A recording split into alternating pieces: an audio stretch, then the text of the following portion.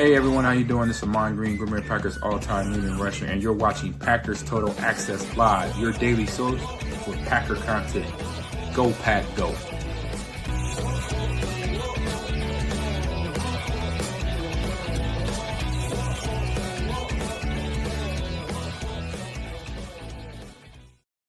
What's up, guys? Welcome into Packers Total Access. My name is Clayton. You can check us out on packernet.com. Find me on Twitter at Packers_access. Join alongside Tim in Green Bay. I'm down here in Tennessee. We may have Jacob joining us shortly. We're here to talk Packers each and every evening. And tonight we got an awesome show for you guys. We got a little bit of an update across the board, Tim. We got a Christian Watson update from Matt LaFleur. We'll kind of test the pulse there on when we think Christian Watson might be back with the Packers. We'll also give you guys a Devonte Wyatt injury update. I know a lot of people were asking about that the last couple of days, so we got a little bit of information there, as well as several of the players that may be coming off the PUP list as the Packers look to get healthy coming out of this Week 5 bye here. And then, of course, we'll wrap up with a little controversy, a little referee talk from the Packers-Cowboys games. Things have gotten kind of heated on over on X, and people are starting to go and watch the tape now and realize, yeah, a lot of holding going on in that game that didn't get called.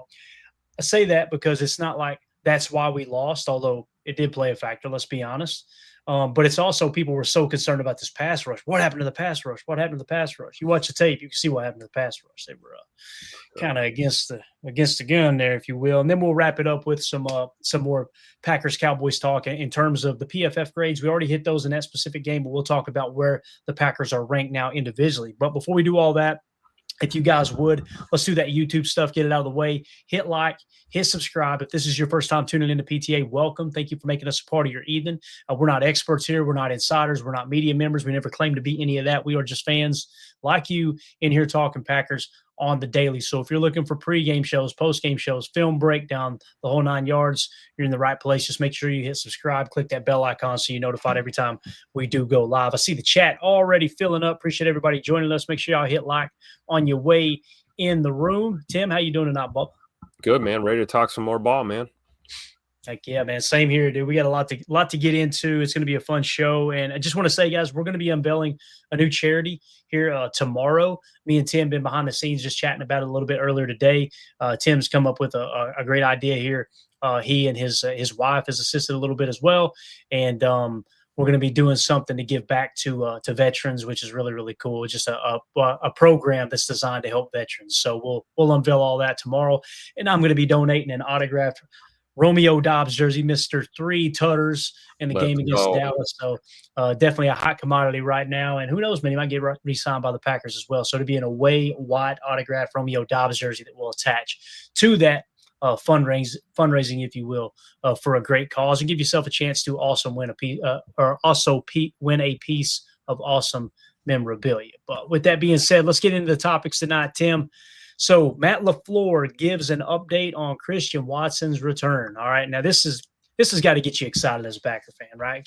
It doesn't mean he's going to be back in Week 5 or Week 6 rather. But what it does mean, Tim, is we are inching closer to number 9 getting back on the football field. And as we've always seen, when he's on that field, man, does it tilt the field in Green Bay's favor. Just knowing you got that monster, that 6'5", 4.3 40 speed, can stretch the defense. It's definitely something that the Packers offense has been missing here recently. Let's dive into the information here. Packers coach Matt LaFleur fielded questions about wide receiver Christian Watson, who, along with others on the injury list, is cleared to potentially return starting in Week 6. Rob Demovsky put a tweet out, said Packers coach Matt LaFleur on whether they will open Christian Watson's practice window after the bye. Quote, "That's been a discussion." All right, so Matt, keeping it close to the vest, added that they still have some time to make a decision before they return to practice next week. The Packers had the option to initiate a 20-day practice window for these athletes, after which they must decide whether to activate them with the 53-man roster or place them on season-ending injured reserve.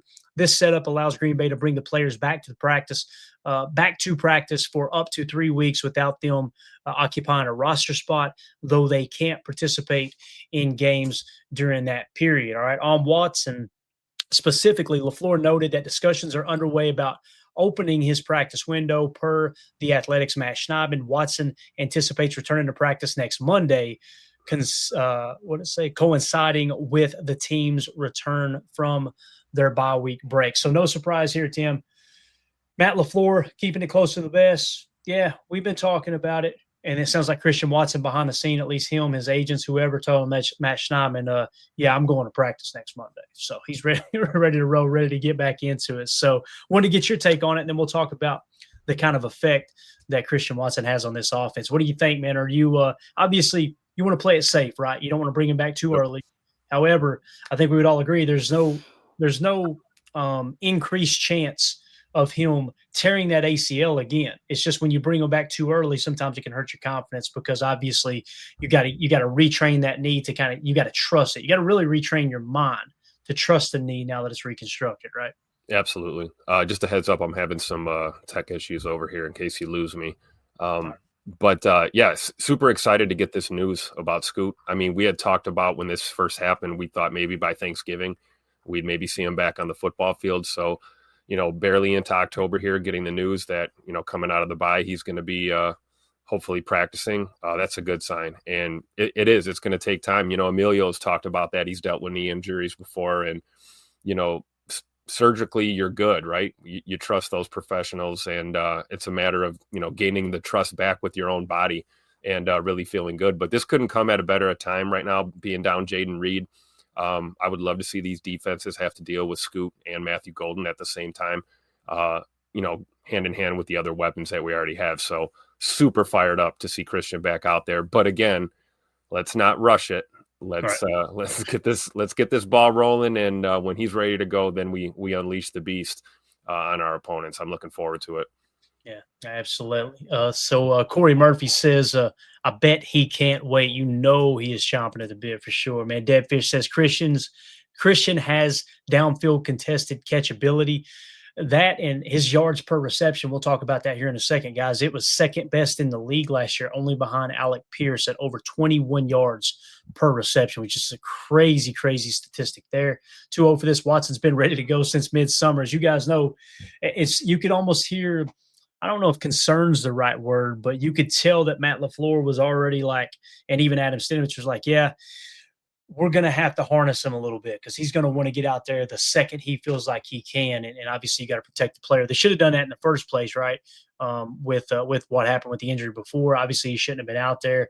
He just wanted to be a team player, get out there and play against the Bears at the end of the year, and ended up biting them in the rear end. Coach Lynn said, any word on Colin Oliver? We'll talk about that here in a second, Coach, when we get into the Devonte Wyatt talk, because Colin Oliver is scheduled to come off the pup or at least open that practice window as well. So I'm excited to get him on the field finally too and see what's going on there. So let's see what Chris the Cash Win says. Watson needs way more attempts, 25 catches a season, not enough usage. Here's the thing though, Chris, you'll remember in 2023, we started off to a horrible start. The team did, right? I mean, it was really, really bad as Jordan Love came out. And the thing that I identified on the tape in the first half, or at least the first quarter of 2020, I think it was the first full half of 2023, they were forcing the ball to Watson constantly. Yep. That's why the team was struggling. When they started to take the targets away from Watson, the rest of the offense was opened up, and then they came back to Watson, and boom, you've seen what happened in the second half of 2023. So I agree, but I also disagree a little bit. It shouldn't be something where we just go out there and go, yep, Watson's on the field, throw him the ball. It's, you utilize what he brings to the table, which is stretching those defenses vertically, maybe even creating a little bit of a bracket coverage and then working those concepts underneath. And then when you start to hammer those concepts underneath, once Jaden Reed's back and the coverage starts to bend back down on Reed like they did last year on the second half of the season, now you can open up things to a one-on-one matchup to Christian Watson. And again, Tim, I don't think defenses are going to go out there and be like, oh, crap, Nine's back. Let's double cover him. They're going to make him prove that he's the same player, obviously, right? Absolutely, especially coming off long injury rehab that he's been through. He's going to have to reestablish himself, I think, as that threat. We all know who he is, right? We've seen what he can do healthy. I'm sure we're all looking forward to seeing him and Matthew Golden running 9 routes at the same time and seeing what that secondary is going to do to try and cover both of those guys. But it's going to take a little bit of time. And again, we have to be patient. I think Chris makes a good point, though. I mean, you want to see your premier guys getting the targets, but a lot of times, like you said, Clay, it's dictated week to week, matchup to matchup. Depending on how a game goes, we could be in a scenario where we need to run the ball more, And it's not just going to be Watson. It's going to be a lot of guys that aren't getting targets that we'd like them to see. It's just the nature of the game, right? Yeah, definitely, man. No doubt about it. Daryl says Watson had a 60 to 70-yard touchdown from Love back in 2022 when Rodgers came out with an injury at the time. That was in Philly. Remember that, Tim? Yes. He hit – Love came in for Aaron that got hurt, and he hit Watson on that crosser. I'll never forget. I can't remember. I think it was Slay. I think it was Darius Slay said, yeah, when you take the angle on a player like we did Christian, you think, okay, I got him, and he runs away from you after taking the angle, you're like, all right, that's different speed there. And again, turned on the afterburners on that one for sure. Yeah, and it's not just about the 40-yard dash speed as much as it is the stride length. That's something Greg Cosell talks about with NFL prospects, specifically receivers. Like you've seen it with Ted McMillan. Sometimes you can look at the 40 and think, okay, that's how fast he is. But then when you get on the field, you get the pads on and you see the stride length. It makes a big difference. And the reasons it being is because it almost looks manipulating to the defense. Like it doesn't look like they're moving that fast, but they're gaining such a long stride length. The next thing you know, they're by you.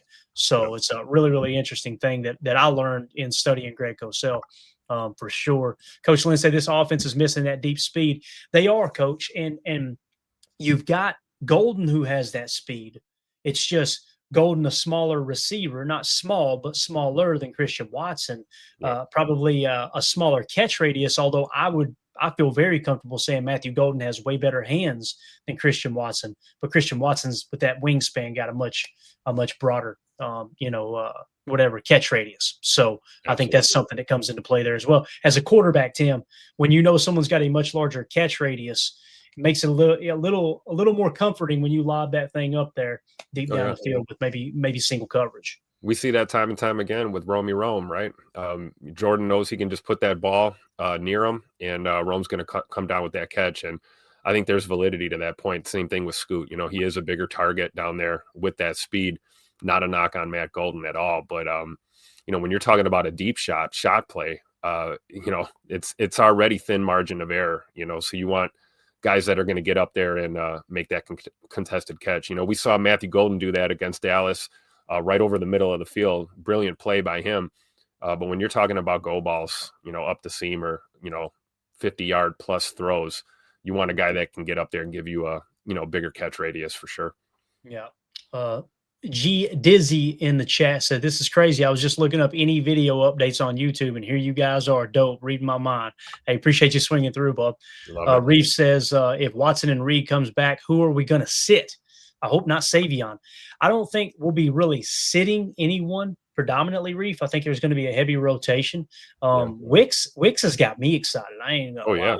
Yeah. How many drops does he have this year? Oh, wait, 0. 0. That is 0, sir. And should have had a tutter the other night if Golden hadn't snatched it away from him. We'll talk about that on Chalk Talk tomorrow, though. So, all right, so let's look at the PFF grades for Christian Watson. All right, starting in 2022, a 77.1, then a 69.1, and then a 70 last year. There's that yards per reception we were talking about, Tim. 21.4 yards per reception. His yards per reception have gone up every year, 14.9, 15.1, and then a 21.4 last year. And obviously 611 yards in his rookie season. 2023, only 422. 2024, he jumped to 620, and that was obviously a season where he was banged up as well and ended up getting injured there at the end of the season. So he wasn't right the entire year, but definitely one of his healthier years along the way. I just wanted to point out there's that yards per reception when you're talking about NFL Pro Notes. A little bit hard to read here on the article.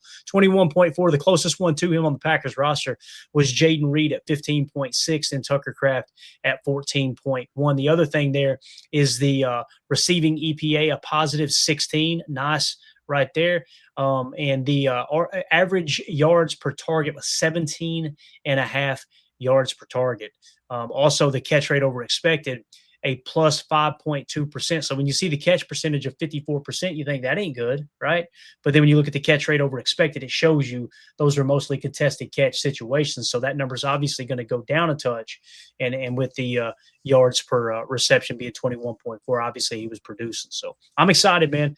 You get Christian Watson back into the fold. And then, of course, Romeo Doubs is playing outside of his mind right now. I thought he looked really good. Matthew Golden continues to get better every single week. As you've seen, he had his best statistical week here against Dallas. And that fourth down grab, it gave me as much confidence as anything, man. I mean, it was awesome to see him get that 45, 46-yard or whatever it was. But that catch on fourth down with the game on the line to keep that drive going and would essentially lead you down the field to a tie in the Cowboys, man, that gives me a lot more confidence in him. Yeah, absolute clutch play right there from Matthew Golden, and important for any rookie receiver really to build that trust and that rapport with your QB1 and, you know, really your team, you know, knowing that you can be that reliable target in the crunch like that was incredible. But I think you're right, man. You know, getting Christian back here at some point in the near future. We don't have specifics yet. You know, hopefully it is against Cincinnati, but if it's not, that's okay. We can wait. No need to rush it. And I think one of the things we forget to talk about when it comes to Scoot is the fact that he can block. He can block. And, you know, we saw a couple of missed blocks from some tight ends and receivers there against Dallas, and it kind of, you know, kicked us in the tail a little bit. So I'm looking forward to seeing 9 back out there blocking guys to the water cooler for sure as well. You know, it's part of being a multi-threat type receiver. It's not just what you can do with your feet and your hands. It's, can you get down and dirty when, you know, we're in those situations where we need 2 or 3 yards? Can you seal that block and be more than just a pass catcher? And I think we know Scoot is that guy for sure. Yeah. And you talk about the blocking, like Romeo Doubs, 3 touchdown catches. Obviously, he was on fire the other night. I've seen people criticizing Matt LaFleur, and Matt actually addressed it, that play there where it was kind of an RPO flat look. You know, to me, it didn't look like a smoke. It didn't look like a bubble. It was just kind of a flat with 2 lead blockers. And Matt made it sound as if he wished Jordan would have just threw the ball away. But when you watch it on the All-22, they had the hat count. Romeo just completely lost focus and did not block his guy. Essentially, what you had was a linebacker that was well inside. He would not have gotten to Matthew Golden as Matthew Golden cut the corner, and he would have 1 safety to beat. I have a lot of confidence that Matthew Golden could have made that safety miss to get in the end zone, like we've seen Jaden Reed do on that specific play a lot of the time. So, with that being said, if Romeo Doubs makes that block, that's a tutter. Normally, Romeo Doubs will be on the Bear side of the formation by himself as the X. In that situation, he was on the Trey side, actually Tripp's side. So think about it that way. It could possibly be Christian Watson over there. He's throwing that block. That's happening. So completely agree with that. Let's look at the contract, then we'll move on real quick. We got details now on how the contract is structured for Scoot. So obviously in 2025, he's under contract this year and next year. Now, you'll notice there's 3 voided years. We kind of called this. We talked about it's probably how this would be structured because you want the skeleton of the deal to be in place. If he does check out and he's healthy, all right, let's go ahead and extend him, and you've already got some of that cap allocation on down the road. So the way that worked, guys, in terms of the cap hit, $3.3 million this year. It jumps to $6.9 million next year, and then the voided years kick in. Okay, the cap hit in 2027 is $3.6 million, and then of course the signing proration is only $1.2 million. What that means, guys, is if he is not extended after the 2026 season, what you're going to have is a cap hit of $3.6 million that's going to accelerate. So you're going to have a cap penalty, even though he's not on the roster, of $3.6 million. That's change. That ain't a big deal at all. Okay, now, if they decide in 2026, Tim, let's say, and I hate to even talk about this, but we know it's the business of sports, it's a possibility. Let's say Scoot ain't the same player. What's going to essentially happen is in 2026, if they don't show enough in 2025 and the Packers go, you know what, man, he's gone, it's done. I don't think that's the case, guys. I think he's going to be just fine. I think he's going to be as good as he ever has. But this is how it's structured. The cap hit of $6.9 million only has a dead cap of 4.8 attached. So if for some reason he blows the knee out again, or it's you know, whatever, then in 2026 you could just cut bait, and of course you're going to be on the hook for 4.8 million as opposed to the 3.6 that would accelerate after he's off the contract. So I really like the deal. I thought it was a good kind of meeting in the middle for both parties. Scoot gets a little bit of security there with the signing bonus, obviously, that was prorated, and then of course the Packers are kind of covered that, hey, we're negotiating in good faith. Tim, if he plays next year at $6.9 million cap and he's fully healthy, he proves that at the end of this year, bro, that's a steal of a wide receiver in 2026. So. Yeah, absolutely. And I like that you brought this up because, I mean, look at that number right there. This man is 26 years old. Let's not forget. He's still got plenty of prime left in his career if he can stay healthy. We know that's been an issue in the past, but, I mean, it's an issue with everyone that plays in the NFL. You're going to deal with injuries. And I just can't wait to see him take off. I'm with you, Clay. I don't think there's any reason to believe that he's going to struggle. I think it's just going to take him a while to get his legs under him. And we got a team friendly deal, and we got a scoop friendly deal as well. I think this is a win-win for both parties, like you said. Yeah, no doubt about it. So there you go. There's your Christian Watson update. If you're watching this video back later, let us know in the comments what you think about Christian Watson. Would you rather him try to return in week 6? Would you rather him wait, maybe wait till 7 or 8, play it a lot safer? I think we all feel pretty comfortable about the Bengals game, so there's no reason to try to rush him or Devonte Wyatt back in the Bengals game unless they're fully healthy. Get them out there. You don't want to overlook any kind of opponent, but you don't want someone going out there and risking further injury on an opponent that everybody else seems to be just kind of smacking around. Now, obviously, when you travel to Arizona in week 7, that's where things get interesting. So let us know in the comments what you think. And, make sure you click that bell icon and sub so you're notified every time we do go live. We got a super chat here from Jake. Says, Jordan's a good intermediate thrower. It just seems like he puts too much air under the ball and can't hit the receivers in stride for the deep ball. It's an interesting take. I don't think he's top 3 at the deep ball. He's got the arm strength. We all know that. He's got the fastest recorded pass in next-gen stats history, right, at 61 miles an hour, the touchdown to Tucker Kraft last year against the Texans. But I think he could improve the deep ball accuracy for sure, Jake. I know that throw to Golden, man, that was money. Like, that was on the spot. He barely did miss Golden. You remember in, what was it, week 1 or week 2, Tim? He missed him on a deep ball, but that's just going to come with a little bit of time and chemistry, I think. So. Yeah, that was the Washington game. I remember that. Jordan missed him by, I don't know, maybe an inch and a half. Right. And hey, what do we say? It's a game of inches, right? I think a lot of it on the deep ball it's harnessing the fact that he's got a rocket for an arm. We know he can get it there, but it's really tweaking and honing in that accuracy factor. And he's still developing. I know people don't want to hear it, but as you grow as a starter, you're going to fine tune aspects of your game. You're going to get better by missing a couple of those shots. One thing we have seen, especially on the deep balls, is if he misses, he's missing where we want him to miss, and we're not seeing a lot of picks on the deep shots, which makes me feel good. I survived the Brett Favre era. I've seen enough of those in my day for sure. Yeah. Thank you for the super chat, Jake. Appreciate you. And Drew D says playing with all these new players isn't easy for a quarterback. You got that right, Drew. It takes time to build chemistry, man. That's a great point. All right, man, let's move it along. Devonte Wyatt, we got a little bit of information here earlier today. We were all kind of wondering how serious is the injury. It seemed like Twitter took this news as bad news, and I thought it was good news. That I was expecting him to say he's going to be on the IR at least 4 weeks, right? Like they're going to shut him down for at least 4 weeks. So let's just get into his Packers defensive lineman Devonte Wyatt deemed, quote, week to week after a knee injury against the Cowboys. My knee.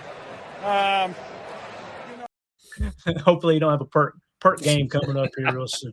Green Bay Packers head coach Matt LaFleur offered an update on defensive tackle Devonte Wyatt's condition during a Tuesday press conference. Quote, I'd classify it as week to week, LaFleur commented. Wyatt left Sunday's game against the Dallas Cowboys, which ended in a tie due to a knee injury sustained in the second quarter. The issue arose when he awkwardly landed while pursuing running back Miles Sanders. He received on-field medical care, but managed to walk off the field unassisted. Initially labeled as questionable to return, Wyatt was eventually ruled out for the remainder of the contest. At the moment of his exit, the Packers held a 13-2 lead, though the defense allowed 38 additional points afterward. I'm telling you, man, it looked like a different defense without Devonte Wyatt out there at 3-tech, and I feel really comfortable saying that. And when you look at the PFF grades throughout his career so far, 69.9, 59.6, 66.4, and this year he was having his best year yet, according to PFF, at a 72.6. So you're looking at a floor of 59, a ceiling so far of 72, and that seems he's improved over the last 2 years, right, or going into this year, obviously 2 years running. Following the matchup, the Cowboys edge rusher, Packers edge rusher, that's a typo, Micah Parsons highlighted Wyatt's absence as a key factor in the Packers' defensive struggles, praising him as a commanding presence. Quote, he's undervalued, Parsons remarked. The former first-round selection for 2022 has had a strong beginning in his 4th NFL campaign. In the first 4 games, Wyatt has tallied 2 sacks, 3 tackles for a loss, 5 quarterback hits, and 13 pressures. So he's been absolutely on fire. As you can see here, when you look at the PFF grades, week 1 against Detroit was a huge factor in that game, 78.7, then a 68.3, 56.8, and started off strong against Dallas, albeit just 13 snaps, a 70.1. The pass rush grade has peaked at 79.0 against Washington.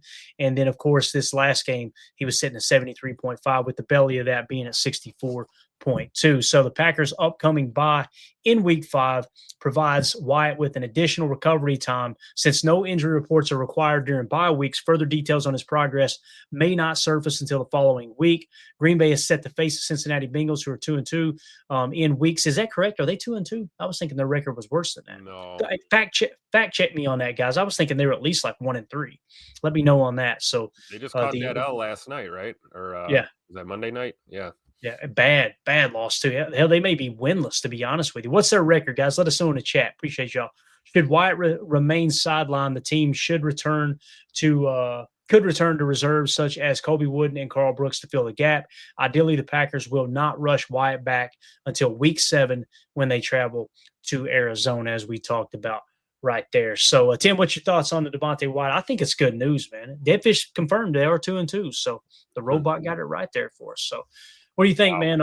I thought it was good news. I was expecting them to say, "Hey, we're putting them on IR. We'll reassess it in 4 weeks."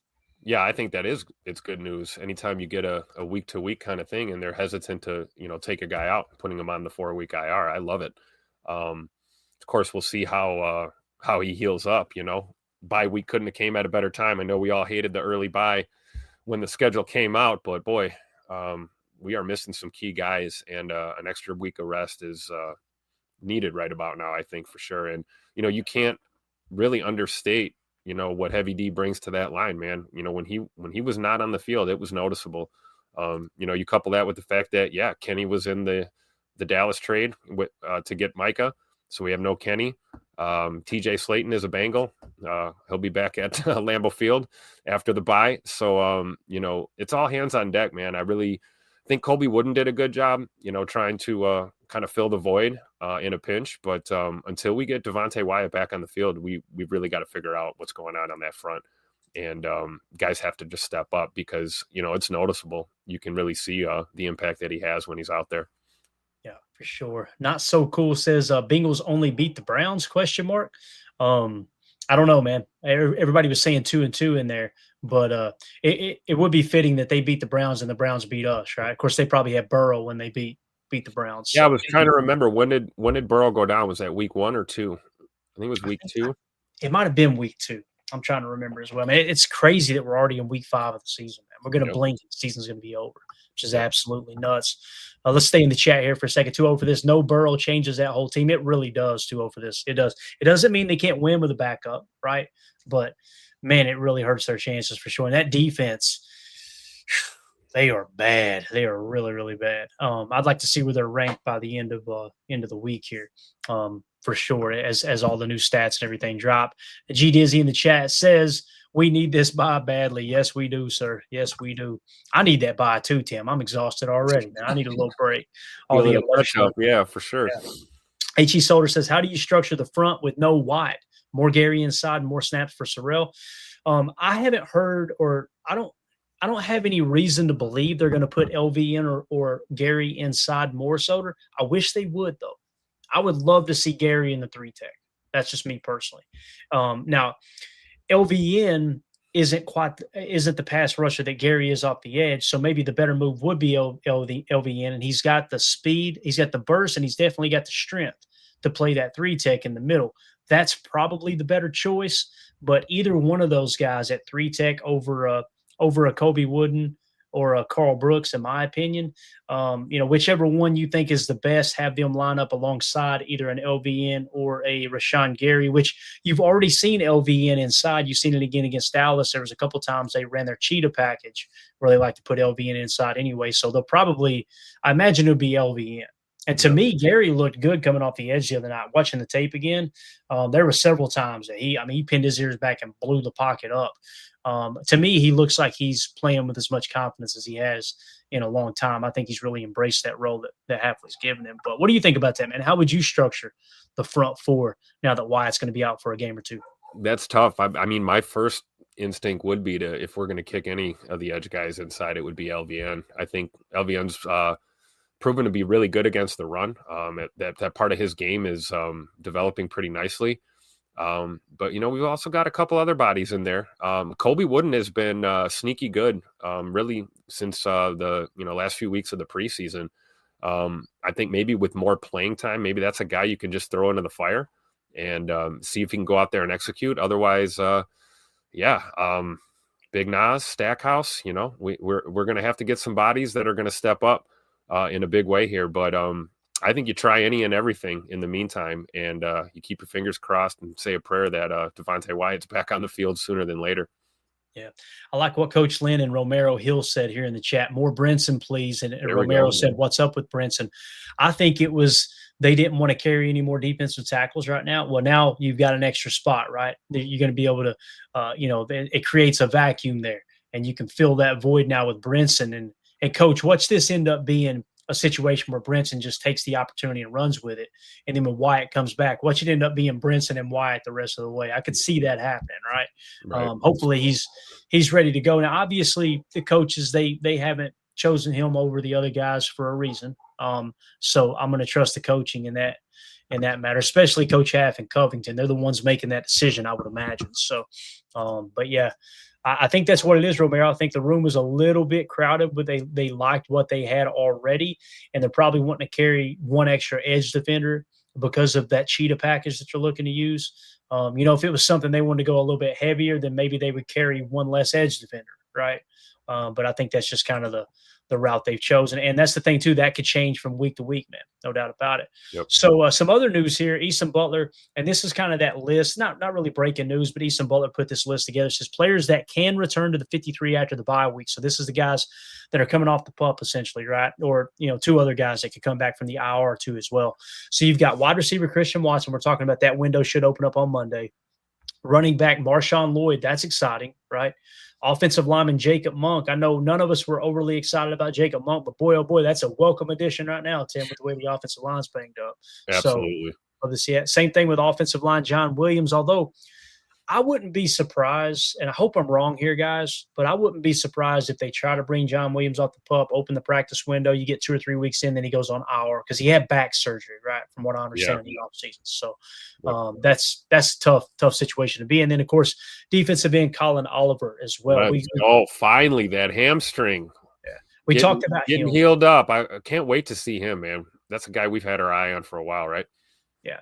We talked about him being maybe a hybrid player too. So I'm excited to see if they utilize him in that role to where he can get up there and play a little Sam in the base 4-3.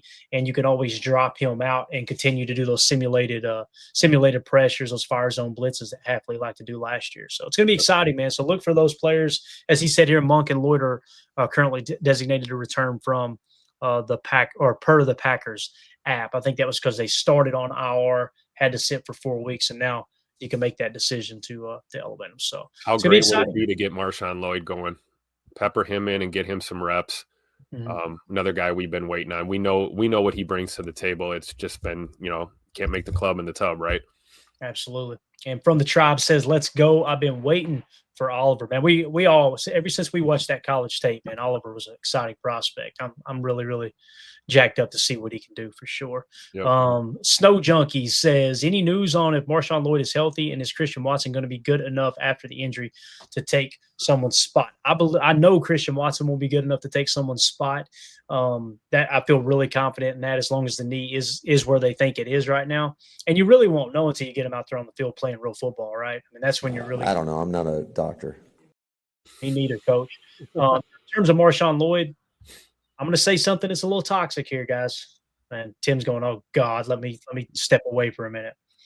I hope Marshawn Lloyd can stay healthy here, because this is starting to feel like if he goes out there, Tim, and he lasts a half a game and something else happens, man, the writing might be on the wall for that kid. Because I'm chalking it up to just really bad luck up to this point. But there's come a point in the process that if he continues to just, man, every time he gets out on the field, he looked good too. That wheel route he caught in the preseason, was it the preseason? Not that wheel route. First game, I believe. Yeah. He looked great. I mean, he's fast, he's quick, he's agile. He shows he's got hands on that deep wheel route. I want him to work out so bad, but man, if he goes out there and gets banged up again within 1 or 2 games, I can't imagine the staff is just going to be like, okay, we'll shelf him and try it again later. They're probably going to start to realize, okay, we may be wasting reps, Yeah, So especially considering how Emmanuel Wilson has been playing lately. Chris Brooks as well. So, I mean, there's talent in that running back room. You're right. I mean, you want to be patient. You want to give your guys a chance to go out there and, succeed, but it's a business, right? Yep. You're going to have to look ahead and look forward. So that's why I'm with you, Clay. Let's hope for the best and he can stay healthy. It'd be nice to see him for an extended period of time here. Oh, it definitely would, man. So again, for those of you watching this video later, hit us up in the comments. Let us know what you think about Devonte Wyatt. How many weeks do you think it'll be? Comment and make sure you subscribe. Click that bell icon so you're notified when we go live.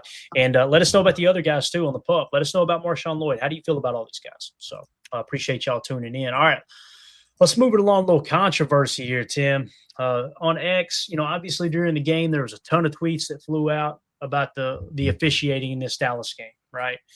And you guys know I'm not one that's like, I don't think the officials were out to get the Packers. I don't think it was just like, all right, guys, here we go. There's many people that are on the old Twitter sphere saying, boy, it's obvious that Jerry Jones paid these officials, so he didn't have to take his medicine with Micah Parsons coming in and wrecking the game plan, right?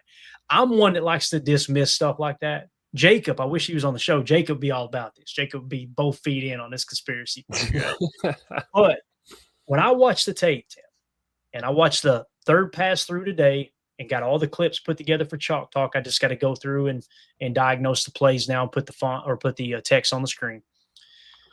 It was tough, man.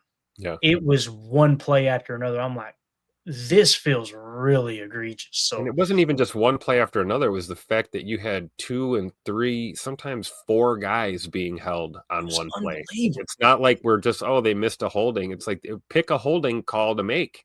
You had 3 or 4 options on some of these looks. Yeah. As Drew D says, it was a bit strange that the game would be officiated one way the whole game and then a key play and they swallow the whistle. Like you think about the pass interference no call, right? Yep. On Dontavion Wicks, and it was wild, man. I was surprised they threw the flag on the personal foul. Almost felt like they weren't going to throw it at first when I think it was Emmanuel Wilson just got laid out after literally he dropped the pass, the ball went bouncing, he slapped his hands together like damn, and then the guy cleaned his clock. I was like, I think it was just so egregious there they had to throw the flag, but it was weird. Let me show you a couple screen grabs here, man. Check this out. So this, and keep in mind, guys, these plays made Chalk Talk that I got these screen grabs from. So these were key plays, big third downs, maybe a chunk play, explosive play, things like that, right? On this particular play here, you got Dak, he's throwing to the left sideline. Look at Micah. If I can get my cursor to work, look at Micah getting held, hooked underneath his arm. So I don't want to hear nothing about no rip or the rip rule, right? He's literally got the offensive line has his arm around Micah's waist as Micah is completely clear of him.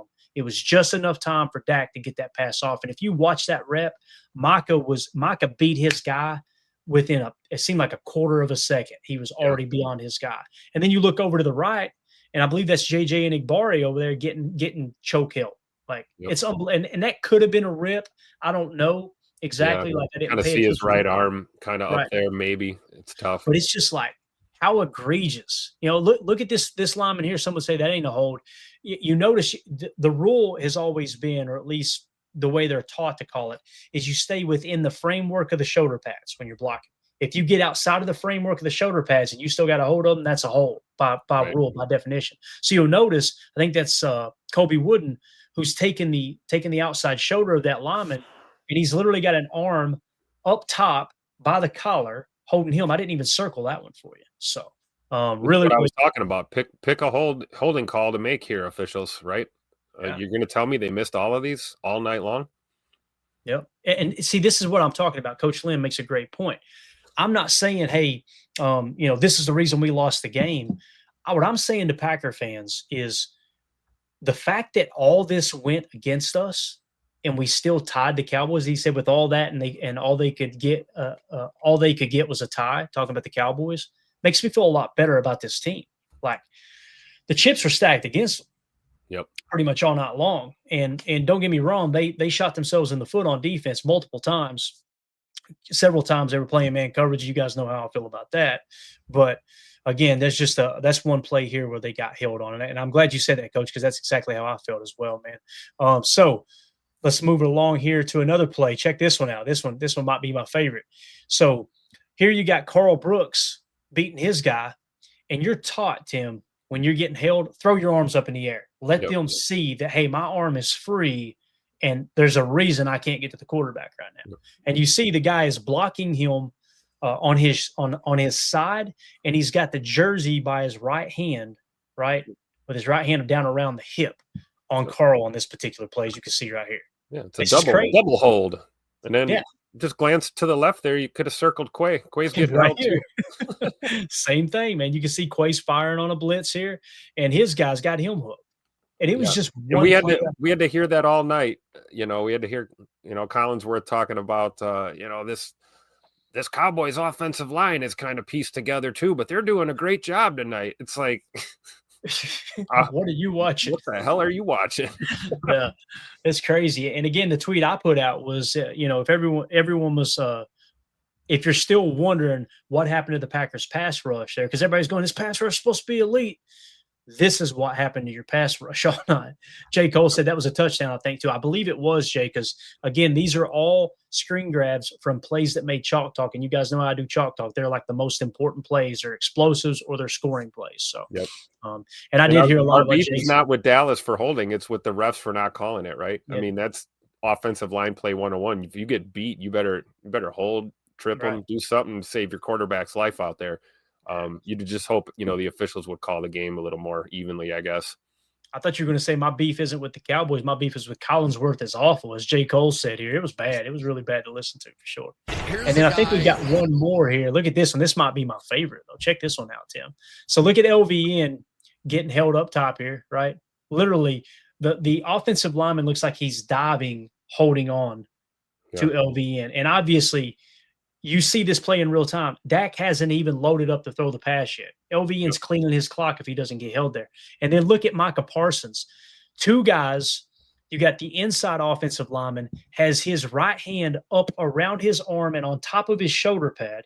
And then the other guy has him by the jersey underneath it, or right by his left rib cage, and they're pulling his jersey up towards his head. Yep. No call. Carl Brooks getting held too a little bit there. Yeah, right. That was a rip move too. About the only guy not getting held was Colby Wooden on this play, it looks like. But you're right. This was when Dak was stepping up, right? He was stepping up in the pocket, trying to avoid that pressure. It's like, I don't know what they're watching out there, honestly, unless they're being told not to call it. Yep.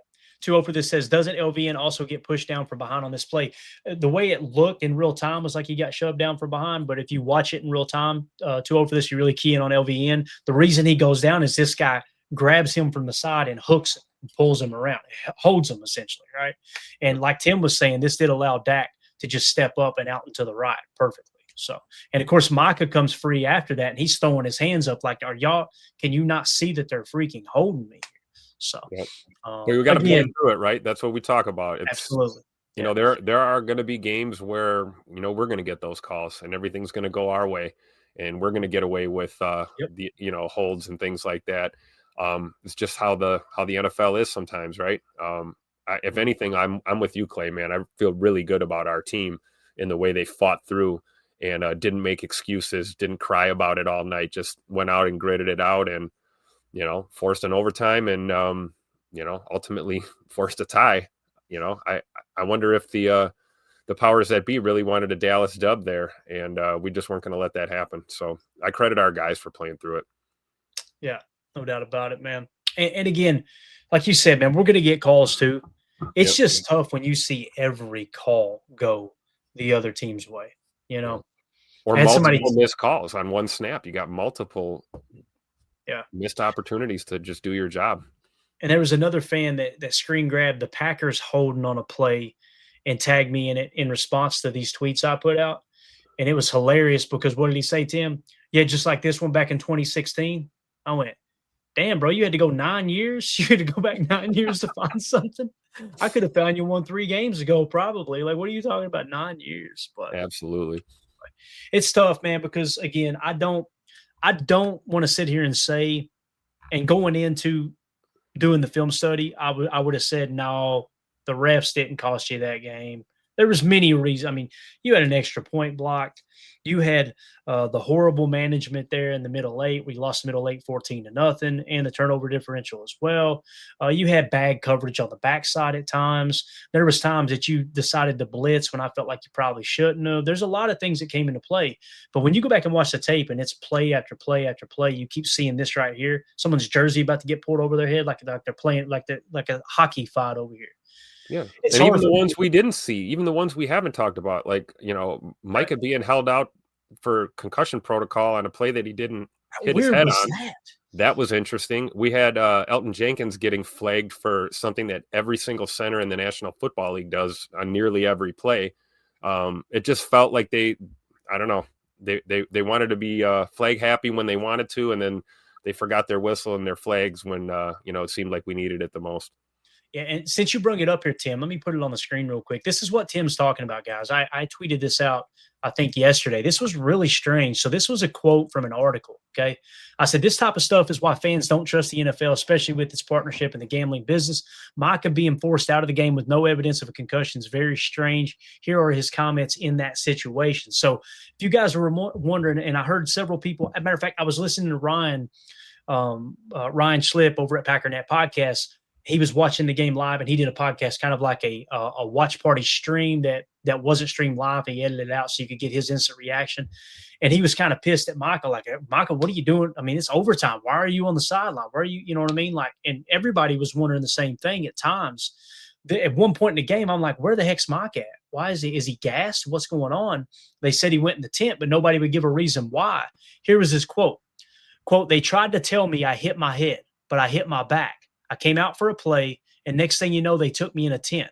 I thought that was very weird because I didn't even grab my head when I came up. I grabbed my back like I don't know what – that was just so weird. I don't know what the NFL saw or why they tried to put me in a concussion protocol. That was real strange because you understand, guys, that they've got people watching.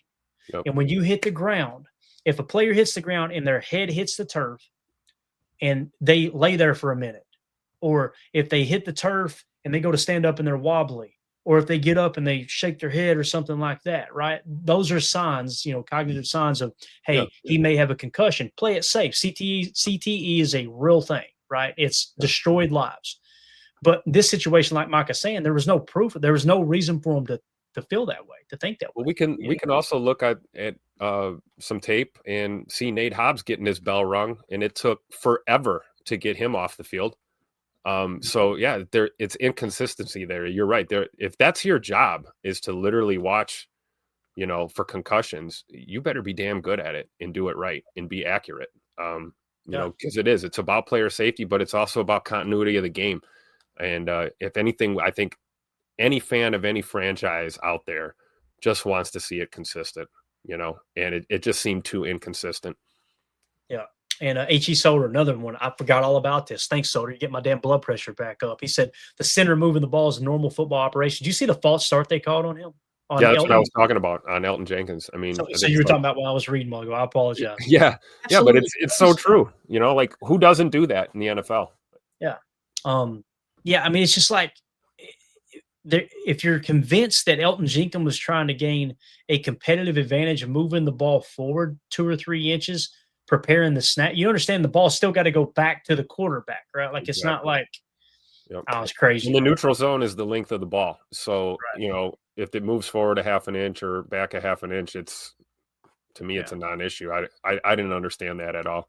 Yeah, I haven't seen any fans that were like, oh, no, that's a false start. Like everybody was like, what the heck? What's crazy, too, is you're seeing all these different angles, these different variations of these penalties we've never heard called before. But boy, oh boy, they'll continue to let the Philadelphia Eagles do their thing with that tush push and lining up off sides. Like Drew D's saying here, and to call that on the 1 yard line. Yes. And we weren't even running a play like that. But yeah, you're right. Philly can, line up in the neutral zone with impunity. They can false start, 9 out of 10 times running that play. And everyone talks about how unstoppable it is. That's why it's unstoppable, because you're not you're literally cheating at that point, right? Let's be real. Yep. You know, Fishy things hit the nail on the head. If I didn't absolutely love, in all caps, football so much, the bad officiating would make me boycott and not Amen. watch. I'm with you, man. I'm with you. And it's not just the Packers games. You see it across the league. The thing that gets me the most, guys, and we'll get off this topic and wrap up.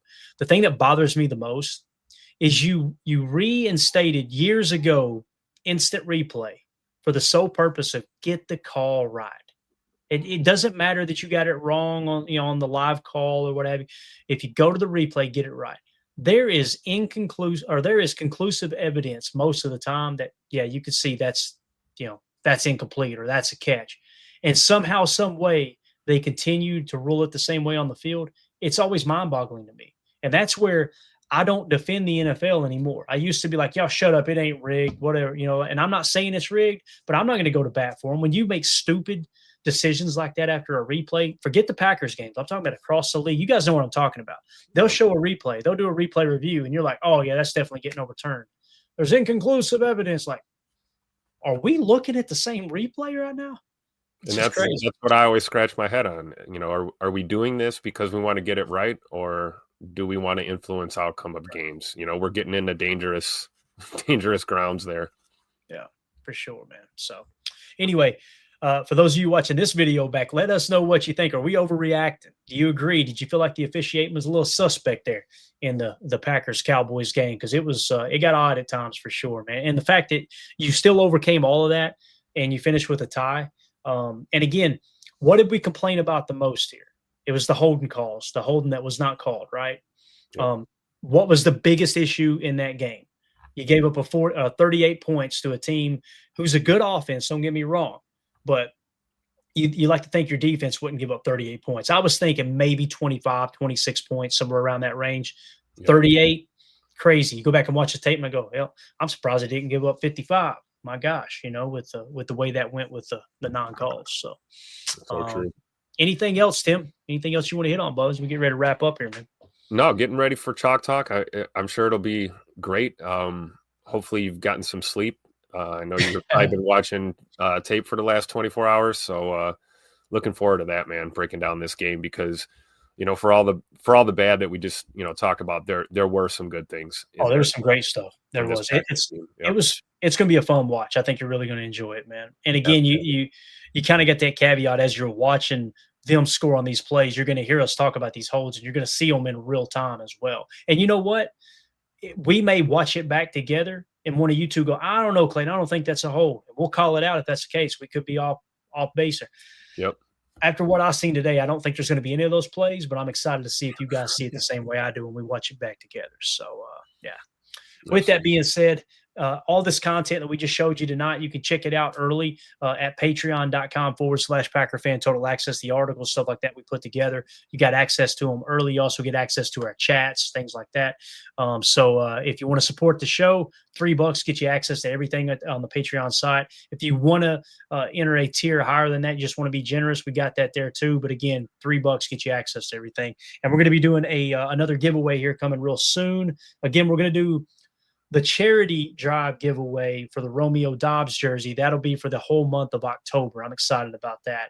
And then we've got some cards coming up too. The next giveaway we'll do for the Patreon group. Let me see what we got here. Let me see what we got. You got a pretty big stack of those cards, right? In honor of Marshawn Lloyd potentially coming off of the pup. All right. We got an autographed Marshawn Lloyd rookie card. That'll be next in the rotation here, Tim. Nice. So, autograph. That's good karma right there. I like that. Let's bring that energy. Exactly. So, all right, man. Appreciate your time, bub. Let's get out here and get some rest. You want to? Yeah, we're gonna try, right, Clay? Yeah, try to, man. I tell you, it's I'm still trying to catch up from Sunday night. I'm getting old, dude. I am getting old. I woke up on a mower Monday morning. Like, how did I get here? What happened? Well, what's that noise? What's so loud? Oh, 3 yards deep into the workday already. So, it's rough, but that's what happens when you get old. So appreciate everybody hanging out with us tonight. If y'all would hit that like, hit subscribe, click the bell icon so you're notified when you go live. I know we got a lot of the regulars in here. Shout out to Jake. Thank you for the super chat, buddy. We don't take that lightly. Tim, appreciate your time, man. We'll see you tomorrow. Everybody, 6:30 p.m. Central for PTA Live. As always, let's go out and be the change we want to see in the world, and go Pack Go. We out. We're out. Bye, guys.